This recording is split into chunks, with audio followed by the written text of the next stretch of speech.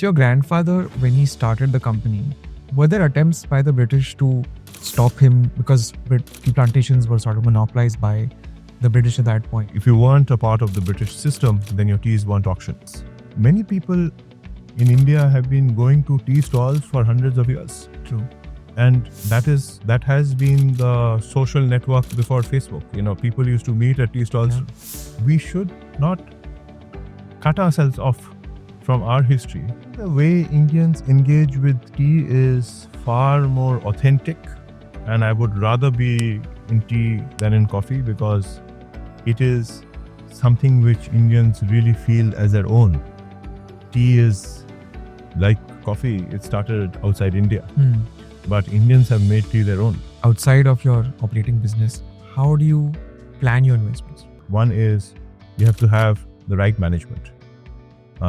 I certainly don't have the ability or the interest of managing my investments. So finding the best investment manager and then have the same decade-long mindset of seeing those investments being preserved and grown. Should India itself have tariffs to make sure that our industries develop better? Tariff, I think, is a very blunt instrument. It hopefully is a temporary measure. What is going to be the source of volatility is unknown. But our businesses have to be resilient and in some ways build off those volatilities.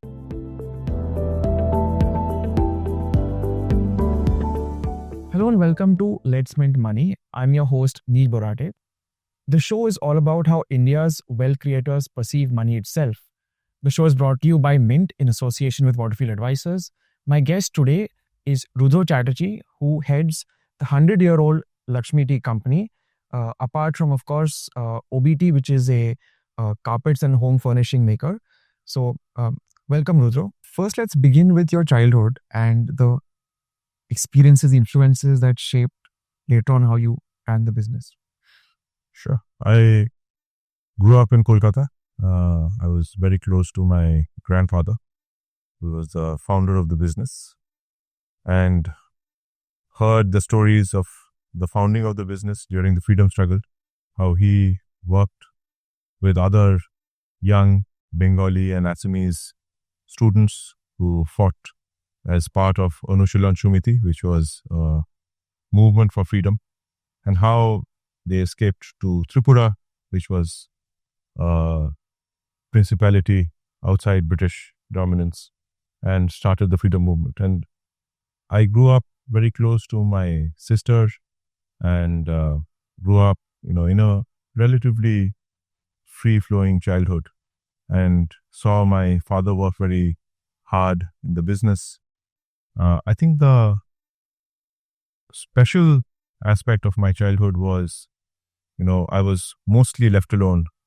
And, in some ways it could be construed as boredom, but it actually kindled curiosity to take the time and find out, how things work, how people behave. Give you the space to think. Giving the space to think.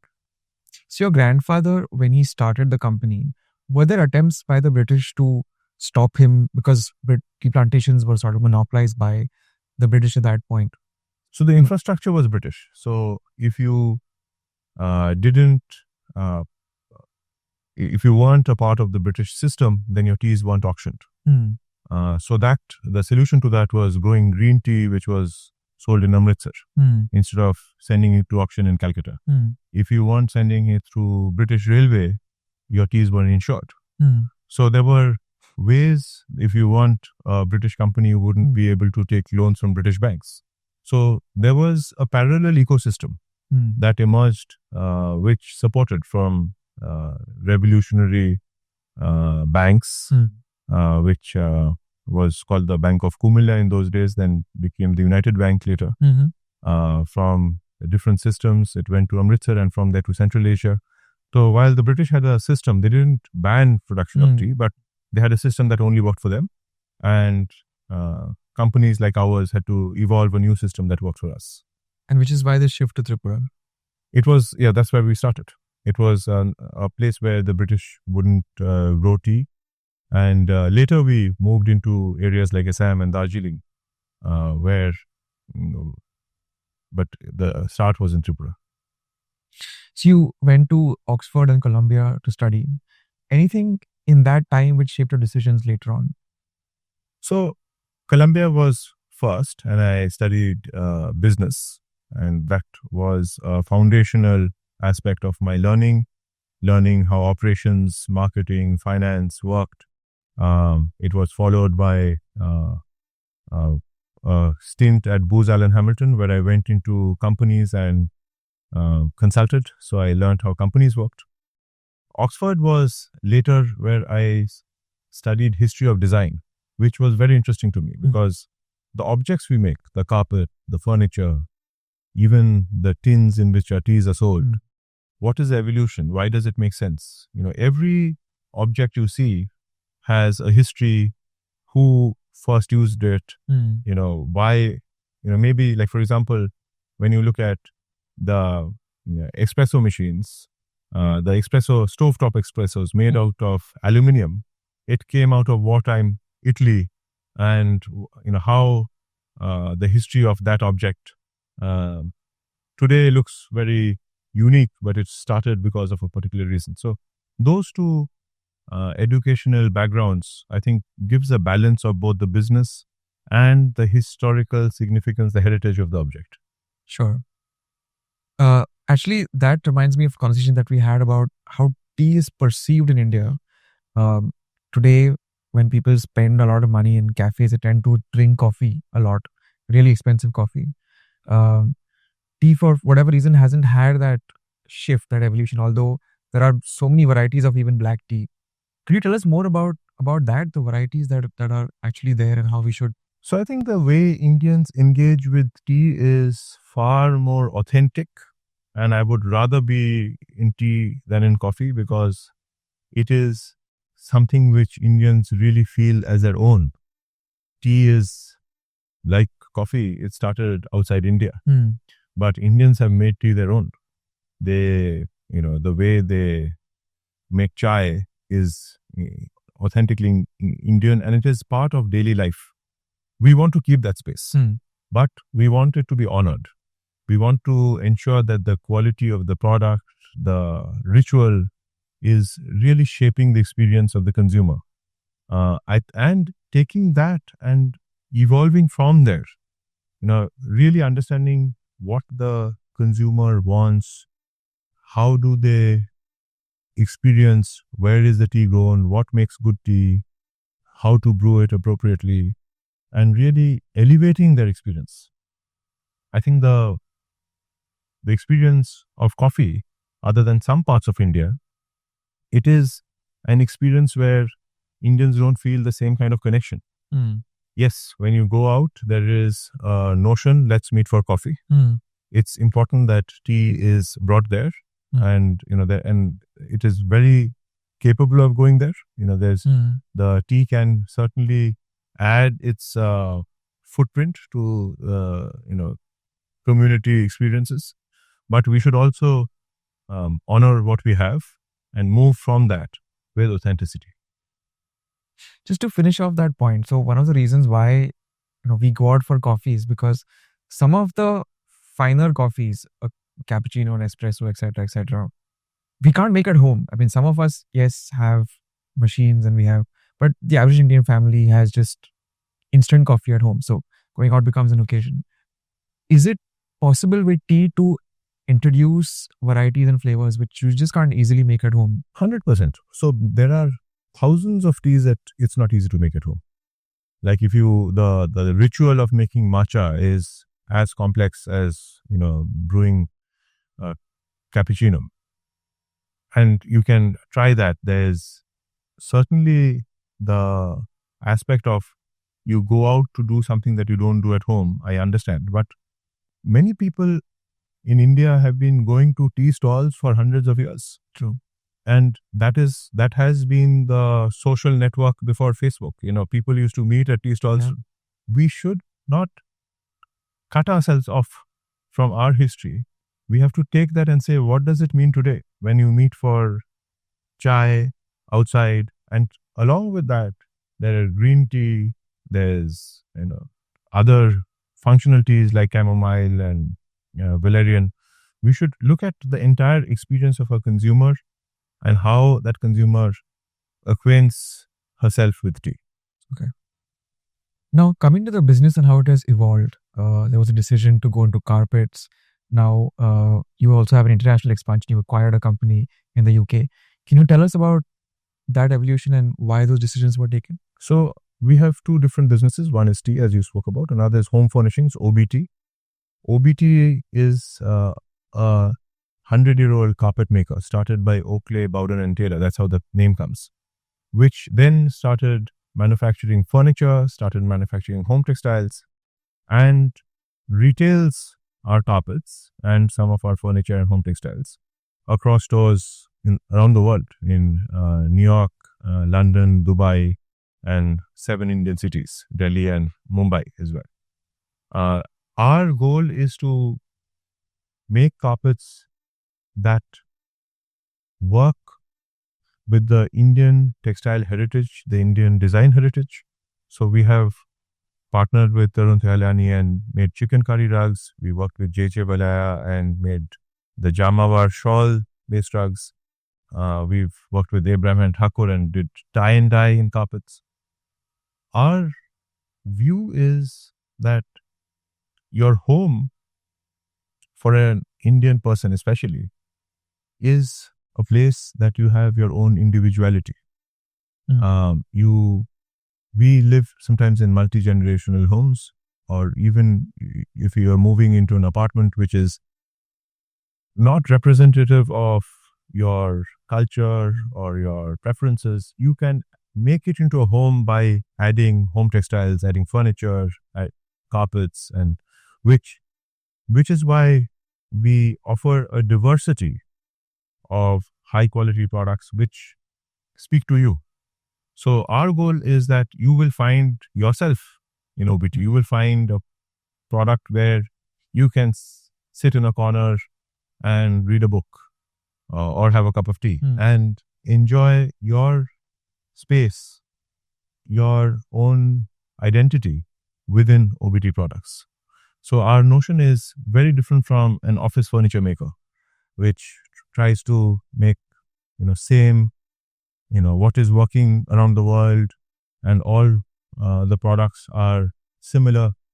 This is to find your unique product within OBT. And as you said before, there is no Indian company per se that dominates the home, right? And that is an unusual thing. There are large home furnishings companies, IKEA, Williams-Sonoma, globally. And in a large country like India, if you say which is a home company, there is none. And I think that is going to change significantly. Maybe we all had our favorite, cabinet maker in our hometown, and that is what we, and that's why in every part of India there were different carpentry and other ways we, made our homes. But I think now is a very good time to have a home company, and OBT sees itself as a home company, which makes products that work with your lifestyle and your taste. These are all cultural objects, whether you use Muga silk, or whether you use, hand-spun cotton, or you use, what kind of wool, New Zealand wool or Bikaner wool. And then, how do you dye it through vegetable dyes, and what kind of designs come into the products. All of those are your cultural identity. And we want to have that story. I think India is a country with multi-layered cultures, and there is not one size, one design, one color that fits all of us, and that we celebrate as OBT. A slightly more tactical issue that's been out in the news of late, tariffs. How much have they affected you? And given that there are a lot of multinationals in India, should India itself have tariffs to make sure that our industries develop better? I don't think tariffs is a solution to a country that wants to become a global power. India has a strong economy, which is going to get stronger. We are growing at a 7% rate of growth, doubling our economy every decade. We want the best products in the world to come into our country. We want the best inputs to come into the country. Tariff, I think, is a very blunt instrument. It hopefully is a temporary measure. What it does is it adds volatility. Tariff is only one of those volatility. I think climate change, COVID in the past, wars in different parts of the world, energy prices, all of those are volatilities with which businesses need to grapple with. I think what is going to be the source of volatility is unknown, but our businesses have to be resilient and in some ways build off those volatilities. I think Indian business people are extremely adaptive. For good or bad, we've had a lot of volatility in the past, policy related and environmental aspects. So I think especially family run Indian businesses, they are adaptive, they think long term, they can weather changes, and it is hopefully a good time for Indian business people to be expansive, to see how this mindset, which is contrasting with a quarterly mindset and extremely just-in-time inventory, which has been the hallmark of Western companies, which it is efficient, but not very good for volatile environments. And I think this is certainly adds stress to our business, but hopefully we've been stress tested to deal with such stresses. Is your acquisition of the UK company a response to having production in a single country and then the risks that come with that?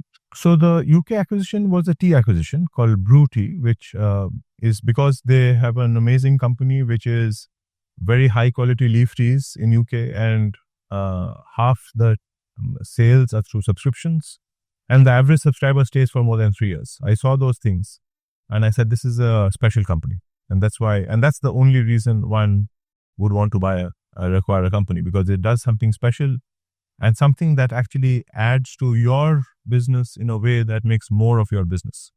So similarly, the acquisition in Rwanda, because we feel confidence that we can grow good tea. We grow Makai Berry tea, which is the best in the world. So we've gone to Rwanda and said, in the high altitudes of 7,000 feet, we can make amazing tea. When it comes to OBT, it has been much more of greenfield, building up a furniture factory, ground up, using the best material, getting the best talent. Our CEO is from Denmark and has 30 years of furniture making experience, has been hands-on furniture maker. So making amazing products in every field that speaks to the need of the evolving Indian customer is going to inform any acquisition that we make. Do you think subscription led tea can take off in India? I think it can, and there are some challenges to subscribing using credit cards and the OTPs and other issues. But I think if you found your drink, if you found that, okay, I enjoy second flush Makai Berry Darjeeling tea, I don't see why I will drink something different tomorrow. I wake up in the morning, that's what I have. Yeah. And I want to ensure that I have a fresh package coming to me every 3 weeks or 4 weeks or 2 months. So I think subscription, the notion is good. It brings you something that you want on a regular basis. And I think that is going to be one of the areas that we want to pursue, because that also cuts out a lot of you need not have too much packaging, or you don't have to have the rent of a store. You can have all of those to find the consumer. But once the consumer and you have found each other, then it can lock in and say that, okay, now we become regular customers. Yeah. It should be done in a way that it's easy to cancel if the consumer wants to, not consume. But as long as life of the consumer is easier because of it. I think I am a subscriber to Blue Tokai coffee, and it's very convenient to get it every week or every alternate week. Right. Let's talk about your investments now. Outside of your operating business, how do you plan your investments? So for me, investments that I spend most of my time thinking about are in my business. Outside the business, I use some of the same philosophy that I would use for business. One is you have to have the right management. I certainly don't have the ability or the interest of managing my investments. So finding the best investment manager and then have the same decade-long mindset of seeing those investments being preserved and grown. Just like I operate my business in a way that I want to nurture the business, grow the business. I'm not someone who looks at a business saying that I want to get out of the business in 3 years or 5 years. And that's the same for my investments. I'm looking at it as a long-term creation of wealth without having to constantly monitor it or react to, especially the point that we're talking about volatility. That's going to happen to every business. So every day things might be much better or much worse than you expected. But if you have a slightly longer period of time, I think much of it averages out. If you're in the right industry with the right macro aspects, I think much of it, is self-correcting. So how do you split your money between private markets and public equities? So all of it is done by managers. I'll have discussions with the managers. Waterfield is one of my managers. I'll speak to them, get their guidance, and I have no preconceived idea of how it should be, whether it should be private or public, or how should it be, whether it should be in gold, in commodities. All of those things, I think, are, of course, over time we can keep rejigging the portfolio, but in general, it is with the sense that I maintain some diversity and long-term approach. Do you do some startup investing as well? Yes. So those are slightly different, where my interest is to see, meet founders. There's nothing more exciting than meeting founders of companies who are trying something new. Also, if they're somehow related to the work I do, it may not be exactly the same, but someone who's working on D2C in home textiles or apparel, what are the learnings that I can get? So it's, when I do startup investing, number one is it's not one, but several, because each of those are high risk. And second is, I don't only think of the return, but also the ecosystem that is creating and how do I learn from it. So it is there I am little more interested, and it is slightly higher involvement for my own learning than the investment through investment managers.